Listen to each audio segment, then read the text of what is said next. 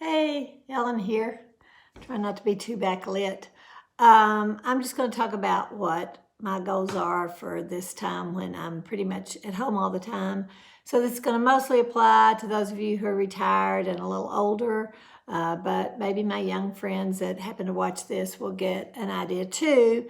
I think I'll be doing some babysitting as long as I'm healthy and everyone else is, but I will have a lot more time at home than I normally do. So I have to admit that the last few days I have watched a lot of news, I've scrolled a lot of Facebook, and I think I've really basically got it besides just the daily numbers updates. I mean, I know the symptoms, I know the memes, I know the jokes, I've got it.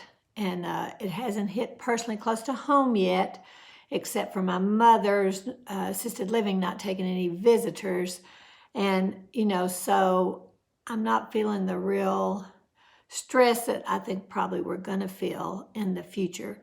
So anyway, while I'm at this point, I wanted to make myself a little plan so that I wouldn't just scroll Facebook, watch news, waste my time here at home.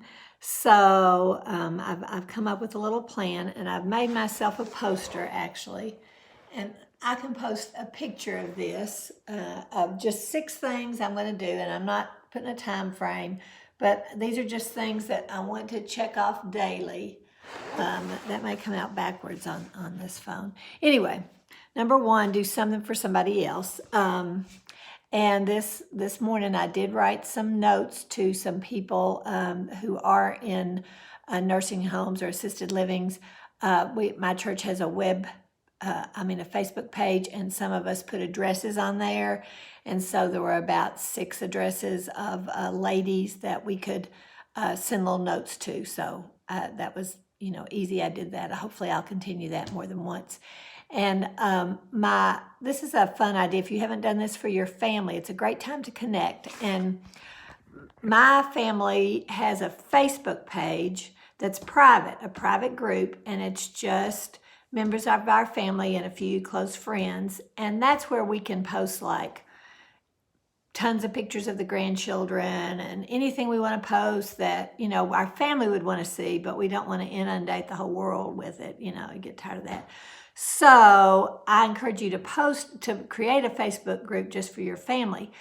Also for my dad's side of the family, my dad was the oldest of 7, and all of the cousins that are my age now, in our 50s and 60s and 70s, we have been pretty close through all the years. We visited a lot and all that. So we have a Gentry Cousins Facebook group. And that's very helpful because, again, we can share more personal stuff. We can update each other about the older people in our family. And so I recommend maybe you might want to do, I have a group that's only class of 1970 because we're getting ready to do our 50th reunion.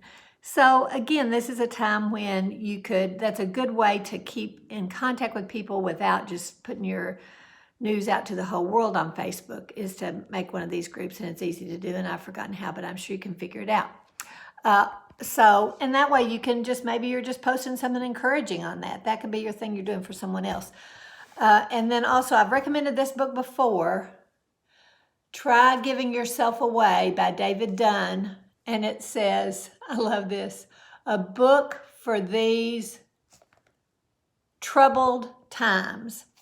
And it was written in, copyright first in 1947. But he, one of his chapters, a real short chapter, is real easy to read.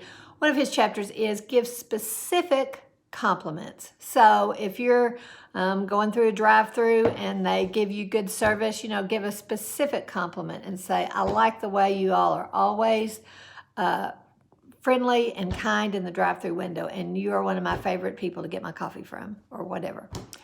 So that's an idea. Then my second thing is 10,000 steps and 10 minutes dancing. And I just plan to walk around Richmond. I live close to town, and I've wanted to walk the cemetery for a long time and look at it more. And there's tons of places to walk, so I'm just going to get out on my own. I actually like to walk by myself, and sometimes I'll listen to audio books or podcasts, but I also just like to listen to the birds and nature. So I'm going to be trying to get in 10,000 steps walking every day, and the 10 minutes dancing. Woody had this in one of his podcasts, and he said he just goes in the bathroom in front of the mirror, because I guess he likes to watch himself, and just has this playlist of 3 songs and just goes wild dancing. And so I've always thought the whole world should do more dancing. There have been many times in my life when I wanted to get up and start dancing, but I was, nobody else was at church or at a concert or something. So I like this idea of 10 minutes of just dancing, and I don't take time to do it all the time, so we're going to do it.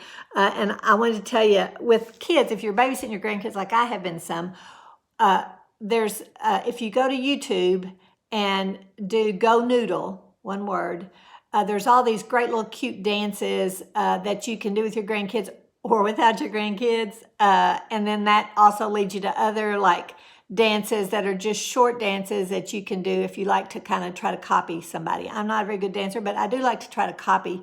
I might learn the new hip hop moves. Who knows? And I'll show you, those of you that hike with me, I'll show you what I learned, my new dance moves, next time we're together. And then my third thing, number three is I'm going to try to do one procrastinated household chore a day. Some of you don't need this because I know you don't procrastinate like I do, but that cabinet where I have all my paper plates and cups and stuff, it just like everything falls out when I open the door and stuff like that. So may as well try to get some of that done. Number 4, one item to give away every day. And I think I posted before about somebody suggested this for Lent, which I don't really actually do Lent, but 40 days and put one thing that you want to give away every day. And so I've been doing that, and I'm behind a few days, but that doesn't matter. You can catch up easily. And I'm just going to keep doing that. So I think we all probably all need to do that. It's easy, quick. Number 5, one long-term paperwork chore. Again, I'm thinking of some of you all that have your act together. That's not me. Like every time I go to the doctor, they say, do you have a living will? And I say, no. And they say, would you like a brochure about it? And I say, yes. And I've got 5 or 6 of these brochures that I've never filled out, and have your witnesses sign and blah, blah, blah. So I just need to do some stuff like that. And it may get around to my photos. I've still got photos in boxes in the garage from when I moved 14 years ago. And they're just in boxes that I need to scan. My sister, she has scanned all hers. She's already made the photo books for her kids. She's so way ahead of me on that, but she probably hadn't been dancing 10 minutes as much as I have.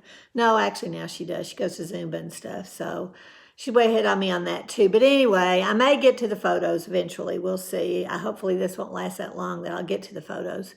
I can just procrastinate them some more. I want to do them, but they're not high priority. Then number 6, 1 hour reading a good book, because that's just for me, I just love reading a good book. And so if you have some recommendations, put those in. I use the Libby. I've gotten to use the Libby app, Libby app on my phone to access my local library. And it has audio books and regular books, and it's easy to use. It's intuitive. I used to try to use this other app for my public library, and I never really got the hang of it. But the Libby app, I highly recommend it. And you have to wait for some books, but that's okay. I also learned this tip. There's not always a lot of access. You have to wait for the really popular books. And I learned that if you're in a bigger city like Lexington, that public library, the wait is actually longer. So I had a friend, she said, I went to Nicholasville and got a library card there and added them. And usually the wait for smaller libraries is less because the bigger libraries don't get that many more books to have access to. So there's a little tip on that. So I hope that, I know you all have a lot more tips than this, but I'm just the one that'll put them on YouTube. And next time maybe I'll put on I'll give you an update and I'll put on one of my 10-minute dances or get somebody to video me doing one of the Go Noodles. Hopefully I'll find maybe some yoga too that I'll do at home. I'm not very good at exercising at home. I don't like to do that. I like to go to the gym. I like to be in a class.